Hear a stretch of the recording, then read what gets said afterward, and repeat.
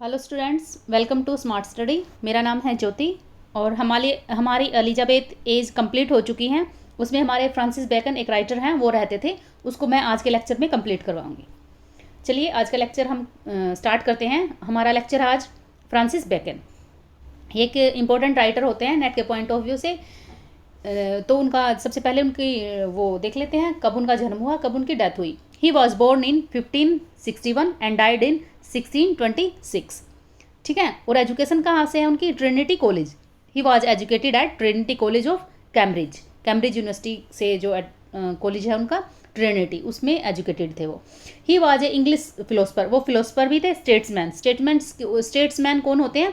जो पॉलिटिशियन होते हैं उनको स्टेट्समैन भी बोला जाता है। तो वो एक इंग्लिश फिलोसफर थे, स्टेट्समैन। और उनको काफ़ी कुछ उपाधियाँ मिली हुई हैं। ठीक है। मतलब वो एक ही पोस्ट नहीं थी, उनके पास बहुत सारी पोस्ट थी और काफ़ी कुछ टाइटल मिले हुए हैं उनको।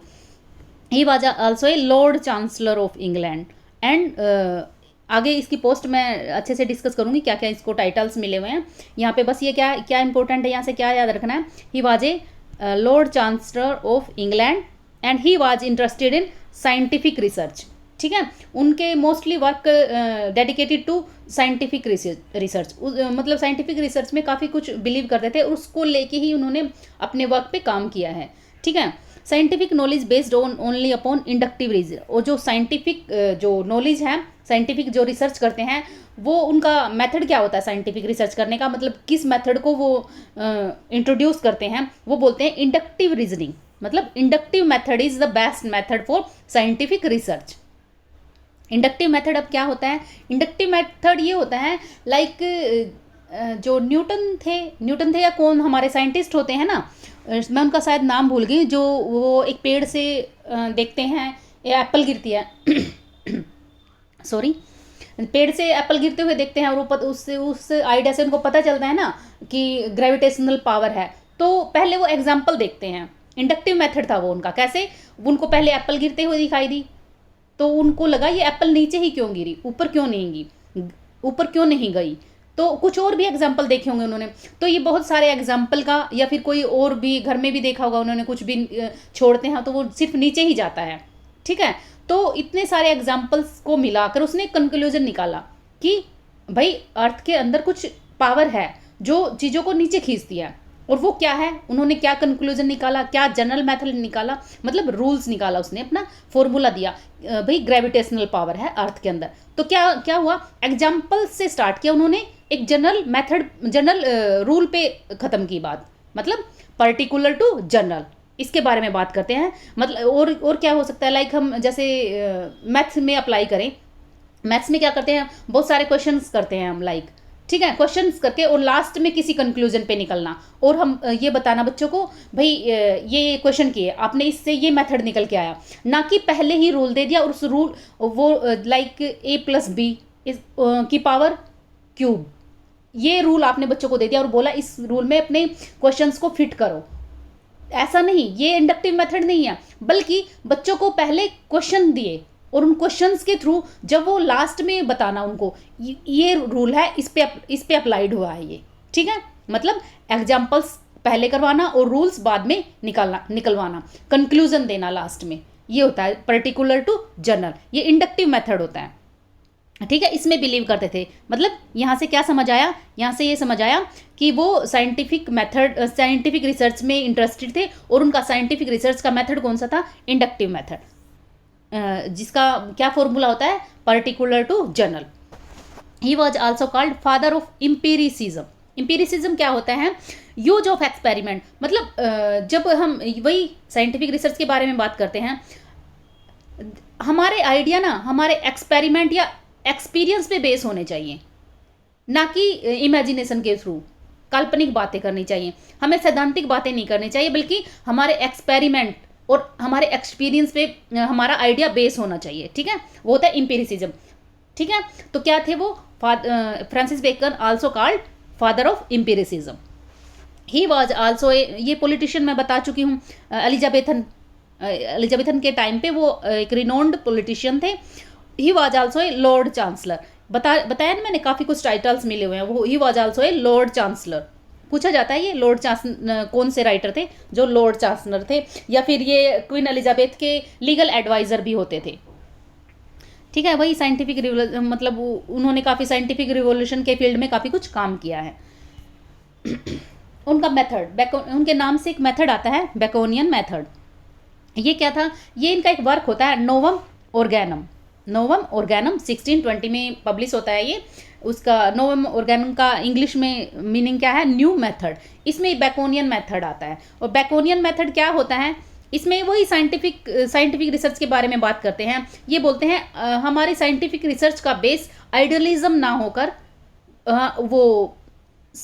आइडियलिज्म ना होकर इंडक्टिव मेथड होना चाहिए। नहीं, सॉरी, यहाँ पे मैं दोबारा से रिपीट करूँगी। मतलब हमारी नॉलेज का बेस, यहाँ पे बता रहे हैं हम नॉलेज कैसे एक्वायर करें। नॉलेज का बेस हमारा साइंटिफिक मेथड होना चाहिए, ना कि आइडियलिज्म लाइक काल्पनिक बातें नहीं करनी चाहिए, सैद्धांतिक बातें नहीं करनी चाहिए। जो इस दुनिया में है, जो चीज़ें लाइक साइंटिफिक मेथड, उसके अकॉर्डिंग हमें काम करना चाहिए। हमारी नॉलेज का बेस क्या होना चाहिए, साइंटिफिक मेथड होना चाहिए। हमें नॉलेज कैसे गेन करनी है, ठीक है, इसको पढ़ लेना आप, यहाँ से क्लियर हो जाएगा। It is A investigative method, investigation method है ना ये। बेकोनियन मेथड क्या, इन्वेस्टिगेशन मेथड है। और कहाँ से किस वर्क में दिया उन्होंने, नोवम ऑर्गेनम में।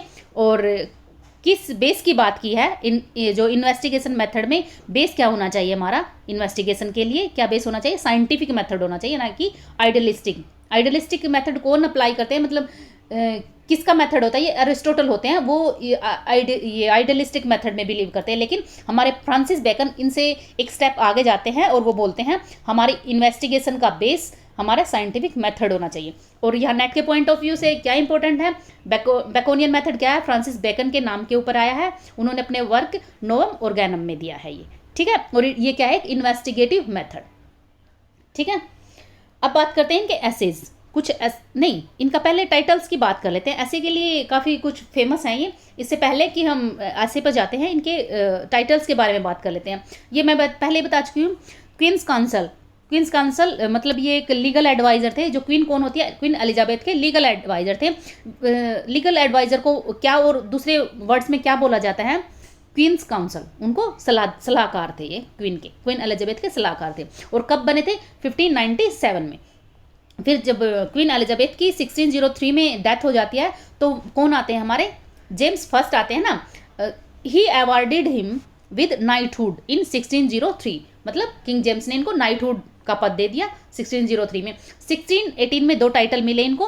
1618 में बैरन वेरुलम और 1621 में विस्कंट ऑफ सेंट एल्बन। ये पूछे जा सकते हैं, सभी टाइटल याद कर लेना।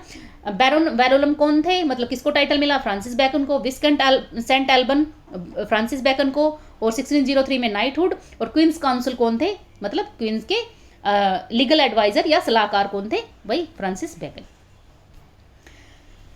अभी बात करते हैं इनकी डेथ कैसी हुई। ये ना जैसे एक्सपेरिमेंट की बात करते हैं, साइंटिफिक रिसर्च की बात करते हैं, तो उस टाइम जब इनकी डेथ होती है ना, उस टाइम भी ये एक्सपेरिमेंट चल रहा होता है।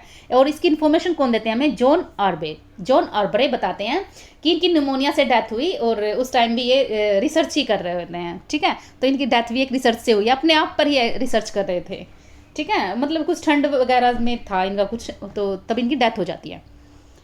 और इनको कहाँ बरीड किया जाता है, कहाँ दफनाया जाता है, Saint Michel's church. Saint Michel बोलो या माइकल नहीं है, Michel's. Saint Michel church, Saint Albans, जो जगह का नाम हर्टफोर्डशायर, वहाँ पे इनको बरीड हुआ, ठीक है। Bacon was a patron of library. Patron कौन होते हैं, लाइक जैसे ये बोल देते हैं ना, शेक्सपियर के पैट्रन क्वीन एलिजाबेथ थी। पैट्रन होते संरक्षक, जो उनको अपने कोर्ट में रखते हैं। संरक्षक क्या होते हैं, जो उनकी हेल्प करते हैं। आप हमारे लिए कुछ प्रोडक्टिव दो और हम आपकी हेल्प करेंगे, लाइक आपकी सैलरी दे देना उनको। आप हमारे लिए कुछ अच्छी हमारी प्रेज में पोइट्री लिखो, हम आपको सैलरी देंगे, इस टाइप से, ठीक है। पैट्रन, उसको पैट्रन बोलते हैं। तो बेकन कौन थे, he was pattern of library, वो लाइब्रेरी के पैट्रन थे, ठीक है। और वो क्या करते हैं, वो सबसे पहले होते हैं जिन्होंने एक कैटलॉग ऑफ बुक्स, जिन्होंने बुक्स का जो डिवाइड किया, कैटलॉग ही बनाया है उनको।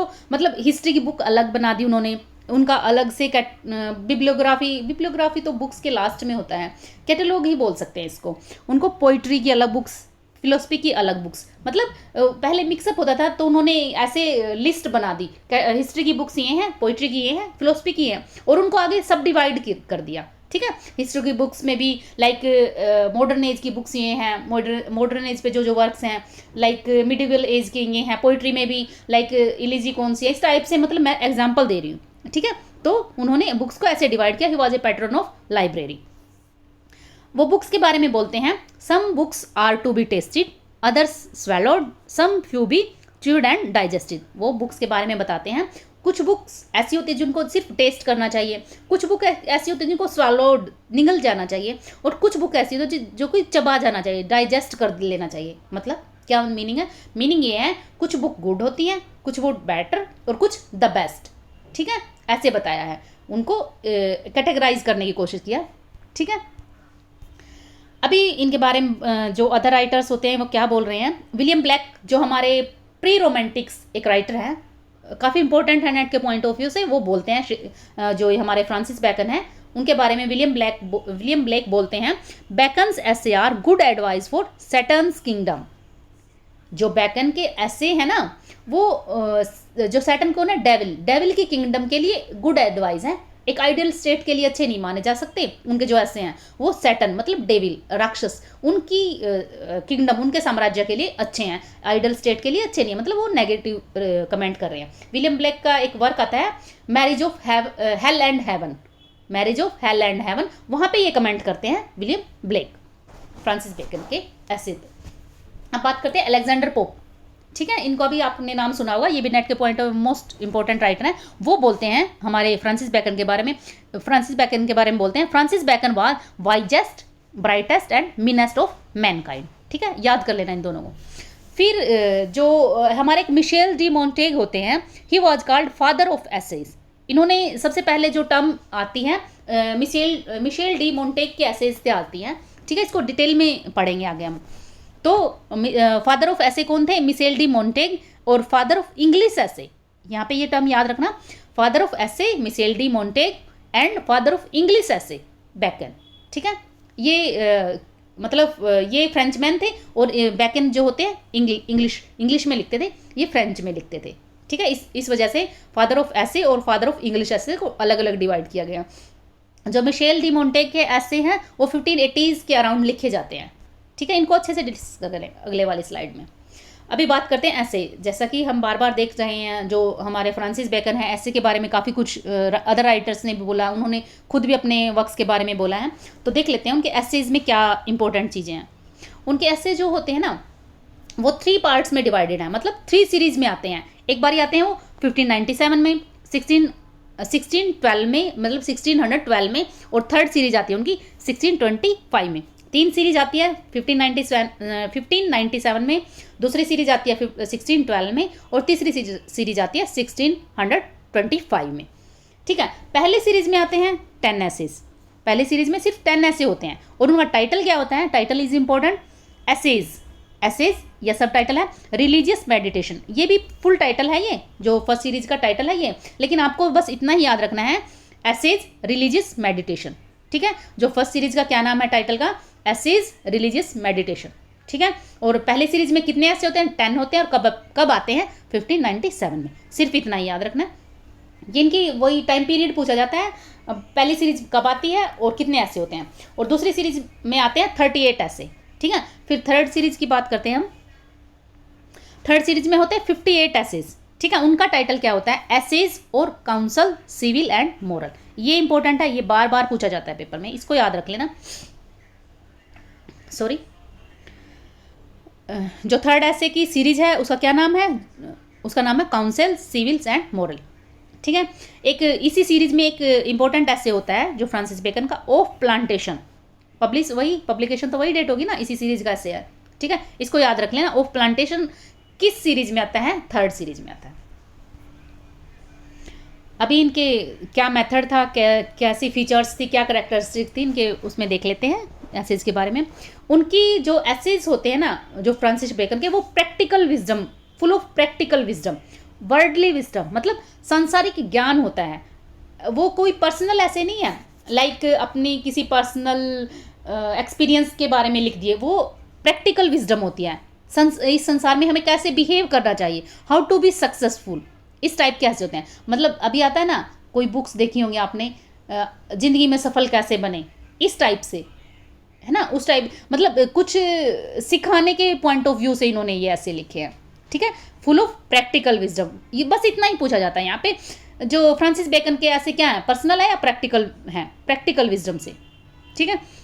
और एक और इम्पोर्टेंट टर्म आती है यहाँ पे, उनके एसेज के बारे में बोला जाता है, वो मैकियावेलियन एडवाइस है। उनके एसेज आर मैकियावेलियन एडवाइस, जैसा कि उन्होंने बोला है ना, हमारे विलियम ब्लेक ने क्या बोला है कि वो सैटर्न किंगडम के लिए बेस्ट है, ना कि एक आइडियल स्टेट के लिए। तो मैकियावेलियन एडवाइस भी बोला जाता है उनको, ऐसे को क्यों बोला जाता है, क्योंकि मैकियावेलियन एडवाइस क्या होती है, ये जो मैकियावेली होते थे ना, मैकियावेली का एक वर्क आता है ना, द प्रिंस, उसमें वो क्या बात करते हैं, एक राइटर होते हैं मैकियावेली, वो क्या बात करते हैं, वो बोलते हैं अगर आप किसी स्टेट को एक्वायर करना चाहते हो या मेंटेन करना चाहते हो, उसके लिए ईविल मीन्स जरूरी हैं। मतलब ईविल मीन्स मतलब साम दाम दंड भेद, इस टाइप से। अगर किसी स्टेट को एक्वायर करना है, acquiring A state and maintaining it requires evil means, मतलब अगर किसी स्टेट को अच्छे से मेंटेन करना है, उसको रेगुलेट करना है, उसकी ग्रोथ करनी है, तो हमें ईविल मीन्स अप्लाई करने पड़ेंगे, ठीक है, ऐसे बात करते हैं। तो फिर बाद में ये एक पॉलिटिकल टर्म बन गई जो कि अप्लाई की जाने लगी, जिसका मतलब ये बोल सकते हो एक वर्ड में, क्यूनिंग, डुप्लीकेसी और बैड फेथ, मतलब चालाकी भरे काम करने पड़ेंगे।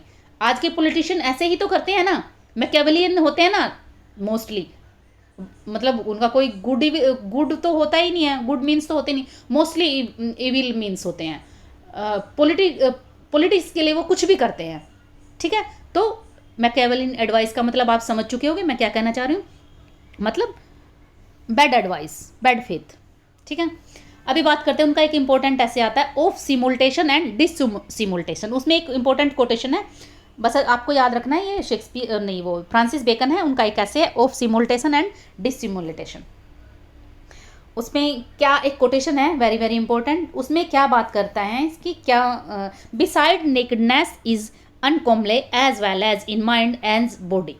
ये बोलते हैं नेकेडनेस, मतलब नेकेडनेस का मतलब विदाउट क्लोथिस, ठीक है, विदाउट क्लोथिस, चाहे वो माइंड की हो या चाहे बॉडी की, चाहे हम मतलब not covering your body with clothes, चाहे हम दिमाग से नेक्ड हैं या हम बॉडी से, तो वो दोनों ही चीज़ें ठीक नहीं है, ये गलत बताते हैं उसको। मतलब वो तो हमें पता है, बॉडी अगर नेक्ड है तो वो ठीक नहीं है, लेकिन माइंड कैसे, ये बताते हैं।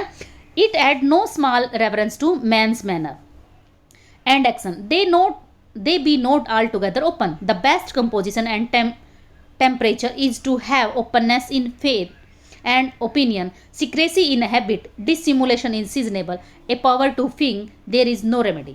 ये बोलना चाहते हैं कि हमें ओपन नहीं होना चाहिए, लाइक क्लोथिस से तो बोल दिया इन्होंने, हमें क्लोथिस वियर करने चाहिए, ओपन नहीं होना चाहिए बॉडी के लिए वाला, लेकिन माइंड के बारे में बोलते हैं, हमें अपने माइंड की जो हमारे प्लान्स हैं वो किसी को नहीं बताने चाहिए, अपनी सीक्रेसी रखना चाहिए, ठीक है। और सिमुलेशन और डिसिमुलेशन क्या बताते हैं, सिमुलेशन मतलब जब हम जो हम नहीं होते हैं ना वो दिखाने की कोशिश करना, लाइक कुछ ऐसे साइंस या अपने आर्ग्यूमेंट्स पीछे छोड़ देना जो हम दिखाना चाहते हैं। लाइक हेमलेट का आपने वर्क पढ़ा होगा, वो जानबूझकर जो नहीं था वो बनने की कोशिश करता है, और कुछ जानबूझकर ऐसे साइंस छोड़ देता, साइन मतलब कुछ क्ल्यू ऐसे छोड़ता है, कुछ बातें ऐसी करता है कि मैं सच में पागल दिखूं, तो इस टाइप से। सिमुलेशन एक पॉजिटिव टर्म है, डिसिमुलेशन एक नेगेटिव है। सिमुलेशन में होता है कि हम जानबूझकर एफर्ट डालते हैं कुछ बनने के लिए, लेकिन डिसिमुलेशन में हम कुछ क्ल्यू छोड़ देते हैं पीछे अपने, जो हम नहीं हैं वो बनने, मतलब ढोंग करना, दिखावा करना, स्वांग करना, ये मतलब है।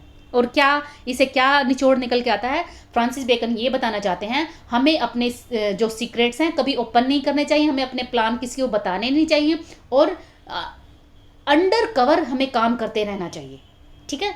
और जो ओपननेस है वो हमारे माइंड और बॉडी के लिए बिल्कुल भी ठीक नहीं है, हमें कुछ मतलब जो हम रियल हैं वो हमें दिखाना नहीं चाहिए। इसी वजह से तो इनको जो मेथड को मैकियावेलियन बोला गया है ना, मतलब हमें अपने जो प्लान है उनको गुप्त रखना चाहिए।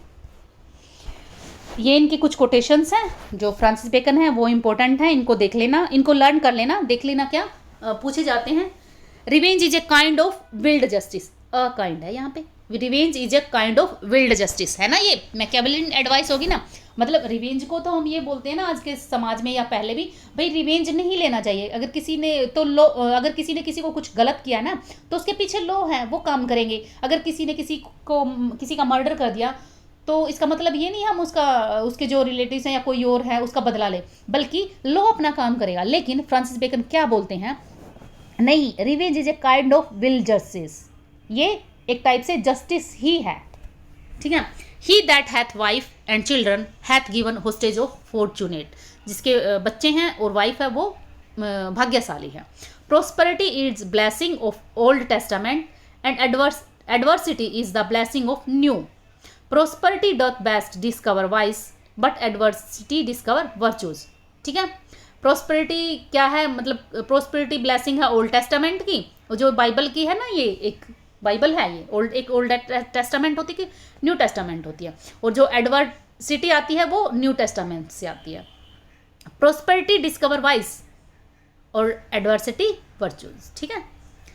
A crowd is not company, अगर जो 8-10 फ्रेंड हैं या 4-5 फ्रेंड्स हैं वो फ्रेंड्स नहीं है, वो ना ही वो कोई कंपनी है। कंपनी तो 1-2 इंसान की ही होती है, वही बेस्ट होती है, क्राउड कोई कंपनी नहीं होती। आगे रीडिंग पे फिर कमेंट करता है, reading make a full man, conference A ready and writing an exact man. Important आपके लिए भी इंपॉर्टेंट है रीडिंग। अगर हम रीड करते हैं तो हम एक अवेयर इंसान बन जाते हैं, कॉन्फ्रेंस नहीं, फुल इंसान बन जाते हैं। Reading makes a full man, वो कंप्लीटेड है। फिर कॉन्फ्रेंस मतलब डिस्कशन, ए रेडी मैन, उसको रेडी बना देती है, अवेयर बना देती है हर फील्ड में। एंड राइटिंग एग्जैक्ट मैन, और राइटिंग मतलब जब हम रीड करते हैं तो हम फुल हो जाते हैं, हम अच्छा कर रहे हैं अपने फील्ड में काम। लेकिन जैसे हम डिस्कशन करते हैं उसी टॉपिक को तो हम फुली अवेयर हो जाते हैं, और राइटिंग हमें एग्जैक्ट बना देती है, ठीक है। ये अप्लाई करना चाहिए हमें कभी भी तैयारी करें तो। अगर हम राइटिंग करके प्रैक्टिस करेंगे तो वो बेस्ट होगा, उससे आगे कुछ नहीं हो सकता, ठीक है। ये कोटेशन है, इनको याद कर लेना। अभी ऐसे के बारे में बात करते हैं, कब से ऐसे के बारे में बात कर रहे हैं तो वो टर्म कहाँ से निकल के आई ये देखते हैं। जो ये ऐसे जो टर्म है वो एक फ्रेंच टर्म है, वो एक एसेयर, एक फ्रेंच वर्ब है एसेयर, उसे से निकल के आती है। उसका मतलब होता है टू ट्राई। क्या मतलब, सॉरी, इसका क्या मतलब होता है, जो फ्रेंच वर्ब होती है एसेयर, उसका मतलब होता है टू ट्राई, ठीक है। और ये it is coined by Michel de Montaigne, एक फ्रेंच मैन थे, उन्होंने इस टर्म को कॉइन किया है, मोंटेग ने, जिन्होंने 1517 में अपने एसेज रिटायर होने के बाद लिखने स्टार्ट किए थे। अराउंड 1580s के बाद आसपास इन्होंने कंप्लीट कर लिए थे। और क्या बताया था, जो हमारे फ्रांसिस बेकन हैं उनके जो ऐसे होते हैं वो इम्पर्सनल होते हैं ना, ये भी बताए थे, फुल ऑफ प्रैक्टिकल विजडम। लेकिन जो हमारे मिशेल मोंटेग थे, जो फ्रेंच मैन थे, उनके एसेज पर्सनल ऑब्जर्वेशन से फुल थे। मतलब उन्होंने पर्सनल लाइफ के बारे में, पर्सनल एक्सपीरियंस के बारे में, उन्होंने कैसे जो पीपल से कांटेक्ट किया है, उनके जो कांटेक्ट में आए उनसे बातें की, उन्होंने क्या ऑब्जर्व किया, इसके बारे में डिस्कस हो रहे हैं, वो पर्सनल है। लेकिन जो हमारे फ्रांसिस बेकन हैं उनके एसेज हैं इम्पर्सनल एफोरिस्टिक, ठीक है। यहाँ से इतना इंपॉर्टेंट, कहाँ से निकल के आया, फ्रेंच वर्ब से निकला है। किन्होंने कॉइन किया, मोंटेग ने 1580s में इन्होंने लिखा था ये अपने जो ऐसे है, ऐसे क्या था इनकी, एक कलेक्शन ऑफ ऐसेज थी, ठीक है, और फुल ऑफ पर्सनल ऑब्जर्वेशन। अभी बात करते हैं जो हमारे जो बेकन है उनके स्टाइल को एफोरिस्टिक स्टाइल भी बोला जाता है। एफोरिस्टिक स्टाइल क्या है, ये क्लेवर फनी वे है, ठीक है। एक आइडिया को एक क्लेवर और फनी वे में एक्सप्रेस करना, और छोटा सा, मतलब ज़्यादा बड़े उसको नहीं, ज़्यादा बड़ा आइडिया मत लेना, एक छोटा सा आइडिया एक थोड़ी सी बात में, मतलब गागर में सागर भर देना, इस टाइप से समझ सकते हो। ये एफोरिस्टिक स्टाइल है उनका, गागर में सागर भरना। इसको अच्छे से देख लेते हैं। It is a compact and epigrammatic style of writing. Epigrammatic मतलब एक शॉर्ट शेइंग और that express an idea in a clever और funny way. An aphorism is a short sentence expressing a truth in fewest possible word. थोड़े शब्दों में बहुत ज़्यादा कह देना, ठीक है। ये क्या है, जो aphoristic style related to Francis Bacon, Baconian style भी जो इनका ही फ्रांसिस बैकन का है। इनके इम्पर्सनल ऐसे हैं, यहाँ से समझ चुके होंगे आप सब कुछ। आगे चलते हैं। जैसा कि मैं बता रही हूँ बार बार, इनके जो ऐसे हैं फुल ऑफ प्रैक्टिकल विजडम है, इम्पर्सनल है, लेकिन इनका एक ऐसे आता है गार्डन। द गार्डन ऐसे किसी और का है, ओनली गार्डन ऐसे है फ्रांसिस बैकन का। अभी हम सिर्फ गार्डन इस ऐसे की बात करते हैं। उसमें एक इंपॉर्टेंट टर्म आती है गार्डन में ही, गॉड आलमाइटी फर्स्ट प्लांटेड ए गार्डन। जो भगवान है उन्होंने सबसे पहले गार्डन बनाया था, ठीक है। वो ये एक स्टोरी है ना बाइबल में, सबसे पहले इस दुनिया में भगवान ने एक गार्डन बनाया और उसमें एडम और ईव जो फर्स्ट मैन और फर्स्ट वुमेन थे, वो एडम और ईव थे, उनके लिए गार्डन बनाया, ठीक है। वहाँ से बात करें, गॉड आलमाइटी फर्स्ट प्लांटेड ए गार्डन। तो ये पर्सनल ऐसे इनका इकलौता, ठीक है, ये चीज़ याद रखनी। अभी बात हुई इनके एसेज की, अब बात करते हैं हम next work, the advancement and proficience of learning divine and human. ये टाइटल आपको कैसे याद करना है, सिर्फ इतना याद करना, एडवांसमेंट ऑफ लर्निंग, इतना ही पूछा जाता है, इतना लंबा नहीं पूछा जाता, आप बस याद कर लेना। लेकिन इसका टाइटल जो मोस्टली आता है वो है एडवांसमेंट ऑफ लर्निंग, ठीक है, publish in 1605। It discuss the various method of advancing knowledge. ये नॉलेज के बारे में बात करते हैं ना, नॉलेज को कैसे और एडवांस किया जा सकता है, वो कैसे है, विच ही डिवाइड्स इनटू हिस्ट्री पोइट्री। इनको अलग अलग ढंग से इसमें इसके थ्रू ही नॉलेज को एडवांस किया जा सकता है, हिस्ट्री के थ्रू, पॉलिटी के थ्रू नहीं, पोइट्री के थ्रू और फिलोसफी के थ्रू, ठीक है। ये मेथड्स बताता है, ये याद कर लेना इसको। अभी बात करते हैं, दूसरा वर्क आता है इनका, एक काफ़ी लंबा चौड़ा वर्क है इनका, इंस्टेरेशियो मैग्ना। इनका एक वर्क होता है, इसमें कई पार्ट्स होते हैं इसके, जिसमें हमारे लिए नेट के पॉइंट ऑफ व्यू से सिर्फ एक पार्ट इंपॉर्टेंट है, वो है नोवम ऑर्गेनम। इसके बारे में मैं पहले भी बात कर चुकी हूँ। नोवम ऑर्गेनम में जो बैकोनियन स्टाइल के बारे में अभी भी बात किया था हमने, तो वो किसका पार्ट है, इंस्टूरेशियो मैग्ना। इसका क्या है, Novum Organum is a part of Instauratio Magna which was published in 1620। और इंस्टूरेशियो मैग्ना का जो इंग्लिश टाइटल है वो क्या है, द ग्रेट इंस्टूरेशियो, ठीक है। नोवम ऑर्गेनम का क्या मतलब है, न्यू ऑर्गेनम या फिर न्यू मेथड। यहाँ से इतना ही इंपॉर्टेंट है इंस्टूरेशियो मैग्ना का जो पार्ट है नोवम ऑर्गेनम। और ये बता चुकी मैं, इंडक्टिव मेथड को बताते हैं ये, कि हमें नॉलेज या फिर जो हमारा ये क्या बोलते हैं उसको, हमारी रिसर्च किस पे बेस होनी चाहिए, इंडक्टिव मेथड के थ्रू हमें रिसर्च करनी चाहिए। इन्वेस्टिगेशन किसके थ्रू होना चाहिए, इंडक्टिव मेथड के, जो चलता है पर्टिकुलर टू जनरल। पहले एग्जांपल आते हैं, उसके बाद हम एक कंक्लूजन में पहुंचते हैं जो हमें फॉर्मूला क्रिएट करके देता है, ठीक है। Thus Bacon may be said to have laid foundation for modern science, ठीक है। उन्होंने उसने किसके लिए बेस तैयार किया है, मॉडर्न साइंस के लिए फ्रांसिस बेकन ने बेस तैयार किया। नेक्स्ट वर्क आता है हमारा एडवांसमेंट ऑफ, हाँ, जो वो जो एडवांसमेंट ऑफ लर्निंग हमारा आया था 1605 में, लेकिन एक लास्ट में 1623 में आता है enlargement of advancement of learning, ठीक है। उसकी ही एनलार्जमेंट है, उसको ही आगे कंटिन्यू किया है, उसको एनलार्ज किया है, ठीक है। 1623 में आता है ये, ठीक है। इंडक्टिव मेथड आप समझ चुके होंगे, और देख लेते हैं आगे। एक और लास्ट वर्क रहता है इनका, new Atlantis it was published in 1626 में। It is just type of utopia हमारा एक वर्क आता है ना, लाइक हमारे होते हैं टॉमस मोर्स यूटोपिया, हमने किया था ना, मैंने बोला था आपको इसको अच्छे से करना है। ये यूटोपिया कब पब्लिश हुआ है, 1516 में हुआ था ना, और ट्रांसलेशन कब हुई थी, 1516 में तो लैटिन में होता है, फिर ट्रांसलेशन इंग्लिश में होती है 1551 में होती है, ठीक है। वहाँ पे जो टॉमस मोर हैं, यूटोपिया के बारे में बात कर रही हूँ अभी मैं, टॉमस मोर हैं, वहाँ पे कैसे स्टेट की बात करते हैं, जो एक आइडियल स्टेट होती है, इमेजिनरी स्टेट के बारे में बात करते हैं, जिसकी वजह से he was be headed by, आप कमेंट करो किसने इसको बी हेड किया, किन्होंने इनको मारा था यूटोपिया के कारण। एक राजा होते हैं ना, हेनरी भी बता दिया, आगे आप बताओ, कमेंट बॉक्स में कमेंट करो, ठीक है। तो यूटोपिया की वजह से जो टॉमस मोर है उनको मार दिया जाता है। वो क्यों मारा जाता है? क्योंकि वो एक इमेजिनरी स्टेट के बारे में बात करते हैं। और वो इमेजिनरी स्टेट एक और इंटरेस्टिंग पॉइंट यहाँ पे क्या निकल कर आता है, जो कुछ क्रिटिक्स है लाइक इंडियन क्रिटिक्स ये बोलते हैं, जो ये हमारे टॉमस मोर यूटोपिया के बारे में बात कर रहे हैं ना, जो इमेजिनरी आइसलैंड के बारे में बात कर रहे हैं, वो बोलते हैं वो इंडिया के बारे में बात कर रहे हैं। जैसे यूटोपिया में टॉमस मोर बताते हैं ना कि एक राजा हैं, किंग हैं, उन्होंने सारे संसार से अपना काट कर एक आइसलैंड काट कर अलग कर लिया है, पूरे वर्ल्ड से एक आइसलैंड को काट कर अलग कर लिया है। मतलब वहाँ पे जाने का उनका कोई रास्ता नहीं है और वो अपने हिसाब से वहाँ पे लोगों को रख रहे हैं। वहाँ पे ना बहुत अच्छी स्टेट है, कुछ भी वहाँ पे ना कोई किसी धर्म पे विवाद होता है, लोग अपने हिसाब से अपना धर्म चूज कर सकते हैं। एक सेकुलर स्टेट है, मतलब स्टेट का कोई रिलीजन नहीं है, लोगों कोई क्राइम नहीं है, सभी इकट्ठे मिलजुल कर अच्छे से रहते हैं, बहुत अच्छी आइडियल स्टेट बताई है।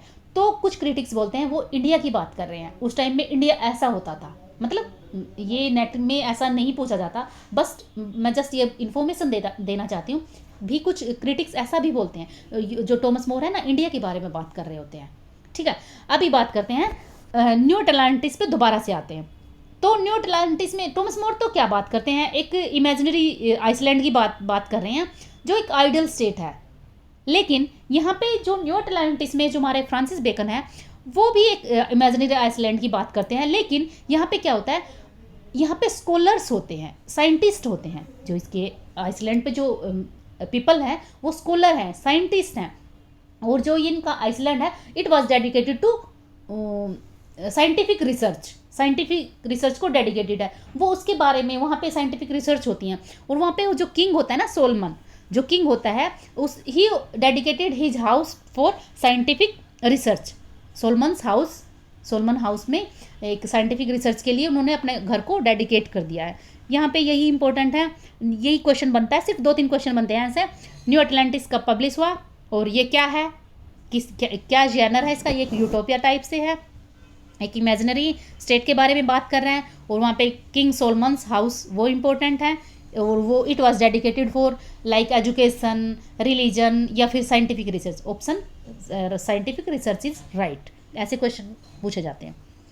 क्या सोलमन हाउस के बारे में क्वेश्चन ऐसे बनेगा कि इन 4 ऑप्शन में से कौन सा जो बेस्ट है, मतलब 4 ऑप्शन में ये दे देंगे। Solomon house dedicated to, first option is education, second is research, third is philosophy etcetera, ऐसे पूछ लेंगे। ठीक है, और एक इम्पोर्टेंट है यहाँ से, ये वर्क ना इनकम्प्लीट है और उनकी डेथ के बाद पब्लिश हुआ।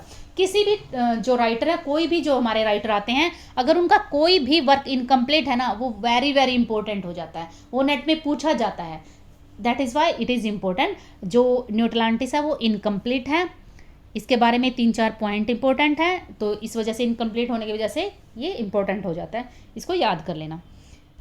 यहाँ पे हमारा लेक्चर समाप्त होता है, और इनको अच्छे से कर लेना। फ्रांसिस बेकन को अपने नोट्स में अच्छे से ऐड कर लेना। एलिजाबेथन राइटर हैं, वहाँ पे इसको लिख लेना। यहीं पे मैं अपना लेक्चर एंड करना चाहूँगी। Thank you for your precious time.